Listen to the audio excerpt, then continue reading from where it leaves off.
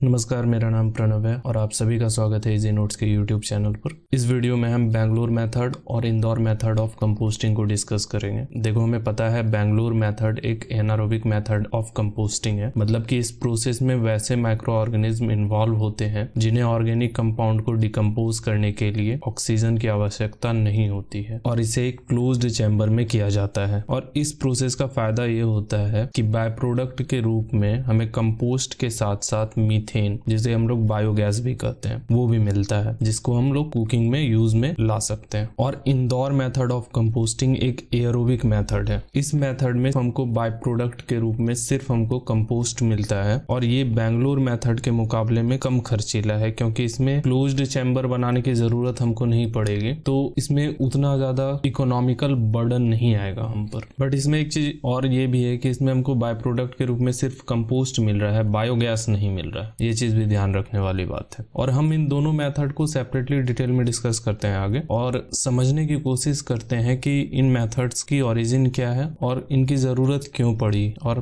Process क्या है इन methods की। देखो, Bengaluru method of composting develop किया गया था डॉक्टर एलन आचार्य के द्वारा 1939 IISc बेंगलुरु में। और इसमें उनका विजन ये था कि जो टाउन में रेसिडुअल्स, मतलब ऑर्गेनिक वेस्ट जनरेट हो रहे हैं और जो नाइट सॉइल जनरेट हो रहा है, जिसको ह्यूमन एक्सक्रीटा भी कहते हैं, तो ये जो जनरेट हो रहा है इसको हम लोग कैसे यूज में ला सकते हैं, तो इनका विजन ये था। तो इसके लिए उन्होंने एक एनारोबिक मेथड डेवलप किया जिसे हम लोग बेंगलुरु मेथड कहते हैं। और ये मेथड वैसे एरियाज के लिए मोस्ट सुटेबल होता है जहां बारिश कम होती है। अब देखते हैं इस मेथड को किया कैसे जाता है। सबसे पहले एक मीटर गड्ढा खोदा जाता है और हम लोग लेंथ और ब्रेथ डिसाइड करते हैं, हम लोग के पास लैंड कितना अवेलेबल है उसके हिसाब से, और वॉल्यूम ऑफ वेस्ट हम लोग को कितना कंपोस्ट में कन्वर्ट करना है उसके हिसाब से।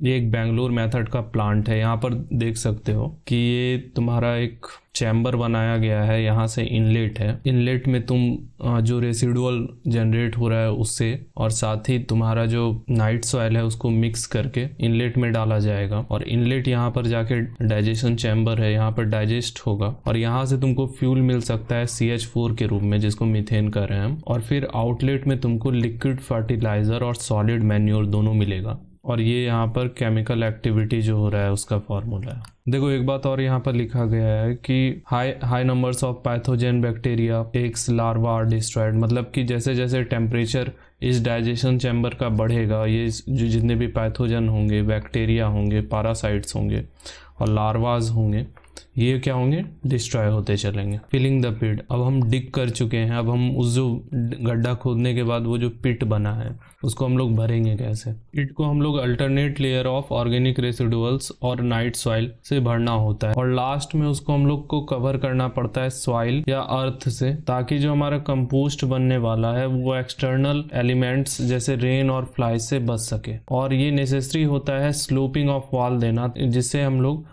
वाटर लॉगिंग कंडीशन से बच सकते हैं। इसमें देखो, फर्स्ट 15 सेंटीमीटर में ऑर्गेनिक रेसिड्यू डाला जाता है, उसके बाद फिर 5 सेंटीमीटर का एक नाइट सॉइल का लेयर बनाया जाता है, उसके बाद यही लेयर ऊपर तक ऐसे ही अल्टरनेटिव लेयर बनाया जाता है और लास्ट लेयर में हम लोग 15 से 20 सेंटीमीटर रिफ्यूज भरते हैं ऊपर और उसके बाद उसको हम लोग मिट्टी से हम लोग उसको कवर कर देते हैं और इसको 3 महीने के लिए छोड़ दिया जाता है, जिससे क्या होगा, reduction in volume of waste take place. जैसे जैसे डाइजेशन होगा वेस्ट का, वैसे वैसे क्या होगा, वॉल्यूम तुम्हारे वेस्ट का डिक्रीज होगा और जैसे वॉल्यूम रिड्यूस होगा उसमें रिफ्यूज और नाइट सॉइल हम लोग समय समय पर डालते रहेंगे। ये वही है तुम्हारा पिट और ट्रेंच को लास्ट में हम लोग कवर करते हैं अर्थ से। और फिर जो पहला 8 से 10 दिन होता है वहां पे एरोबिक कंपोस्टिंग होता है, उसके बाद फिर एनारोबिक कंपोस्टिंग होना शुरू हो जाता है स्लोअर रेट पे और कंपोस्ट रेडी हो जाता है 6 से 8 महीने के भीतर। अच्छा, इस मेथड का डिसएडवांटेज क्या है, ये क्या है,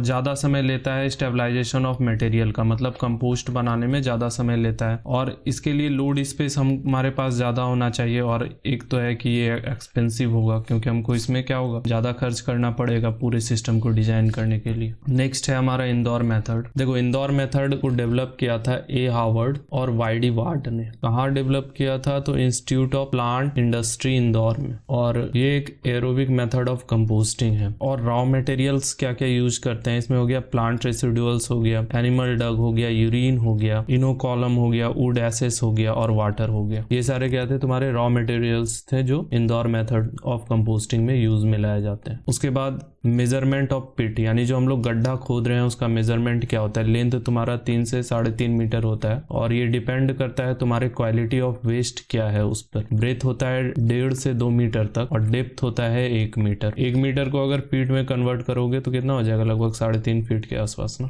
अब पिट को कैसे फिल किया जाता है, मतलब जो हम लोग गड्ढा डिग किए हैं उसको कैसे फिल किया जाता है। सबसे पहले जो ऑर्गेनिक मैटर है जिसको ड्राई वेस्ट भी कहा जा रहा है उसको बॉटम के 15 to 20 सेंटीमीटर में फैलाया जाता है। उसके बाद एक स्लरी जो बनता है डग से, यूरिन से और इनोकुलम से, इसको उस ड्राई वेस्ट के ऊपर फैला दिया जाता है। 50% मॉइस्चर कंटेंट मेंटेन करना होता है इसमें। इन्हीं प्रोसेस को लगभग 1 सप्ताह के लिए क्या किया जाता है, रिपीट किया जाता है, जब तक ये जो है तुम्हारा 1 फीट जो है तुम्हारा गड्ढा वो भर नहीं जाए। और जब ये गड्ढा 1 फीट का बढ़ जाता है तो लास्ट लेयर में वुड एसेस मतलब जलाया हुआ लकड़ी और सोक्ड यूरिन मड से उसको ढक दिया जाता है। और इस मेथड में टर्निंग ऑफ वेस्ट किया जाता है, मतलब कि वेस्ट को एक गड्ढे से निकाल के दूसरे गड्ढे में डाला जाता है और यही सारे गड्ढों के साथ किया जाता है ताकि जो है एयर सर्कुलेशन ऑफ वेस्ट जो है तुम्हारा मेंटेन रहे। फर्स्ट टर्निंग किया जाता है 10 से 15 दिन के अंदर, उसके बाद सेकेंड टर्निंग किया जाता है 15 दिन के बाद और थर्ड टर्निंग तुम्हारा किया जाता है सेकेंड टर्निंग के 2 महीने के बाद। न्यूट्रिएंट कंपोजिशन क्या है, नाइट्रोजन होता है तुम्हारा 0.8%, फॉस्फोरस होता है 0.3% और पोटासियम होता है 1.5%। इस मेथड के एडवांटेज क्या है, तो पहला है शॉर्ट पीरियड, इसमें ज्यादा समय की जरूरत नहीं होती है। स्टेबलाइजेशन ऑफ मटेरियल मतलब वेस्ट का कंपोस्ट में बदलने के लिए हमें ज्यादा वक्त की जरूरत नहीं पड़ती है। लैंड स्पेस हमको इसमें कम चाहिए होता है और ये एक इन्वायरमेंटल फ्रेंडली मेथड है। इस मेथड के डिसएडवांटेज क्या है, इसमें प्रोटेक्टिव लेयर हम लोग ऐड नहीं करते हैं और इसको हमको रेगुलर टर्निंग करना पड़ता है ताकि ऑक्सीजन जो है तुम्हारा मेंटेन रहे। और इस मेथड में हम लोग को कंपोस्टिंग पिट को बनाना पड़ता है कैटल सेट और वाटर सोर्स के नजदीक। टर्निंग के लिए हम लोग को मैन पावर की जरूरत पड़ेगी और इस मेथड में कुछ प्रॉब्लम क्रिएट हो सकते हैं जैसे मॉइस्चर लॉस की और फ्लाइज की ब्रीडिंग बढ़ सकती है इस मेथड से। तो ये थे एडवांटेज और disadvantage Indore method of composting के। एक और मेथड ऑफ कंपोस्टिंग है वर्मी कंपोस्टिंग और वर्मी कंपोस्टिंग कंप्लीटली रिलाई करता है अर्थवॉर्म्स पर और माइक्रो ऑर्गेनिज्म पर। ये माइक्रो ऑर्गेनिज्म क्या करते हैं, ऑर्गेनिक मैटर को कन्वर्ट करते हैं वैल्यूएबल सॉइल्ड एमेंडमेंट्स में और सोर्स ऑफ प्लांट्स न्यूट्रिएंट्स में। अर्थवॉर्म्स जो है मोस्टली क्या कंज्यूम करते हैं, mostly organic material including food preparation residuals हो गया, लेफ्ट ओवर हो गया, स्क्रैप पेपर हो गया, एनिमल मैन्योर हो गया, एग्रीकल्चर रेसिडुअल हो गया, organic by product of industries हो गया और यार्ड ट्रिमिंग जिसको हम लोग गार्डनिंग वेस्ट भी कहते हैं। और ये है अर्थवॉर्म्स जिसको पाला जाता है वेस्ट के डिकम्पोजिशन के लिए। इस लेक्चर को यहीं पे खत्म करते हैं। वीडियो पसंद आए तो लाइक करना